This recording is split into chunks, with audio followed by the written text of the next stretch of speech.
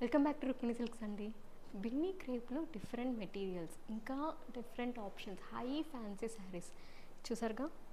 High fancy saris చాలా బాగుంటాయి. ఇవైతే కంఫర్టబుల్ వేర్ అంటే మార్నింగ్ నుంచి ఈవినింగ్ వరకు వేసినా కూడా మీకు ఎలాంటి డిస్కంఫర్ట్ ఇవ్వని శారీస్ చాలా బాగుంటాయి.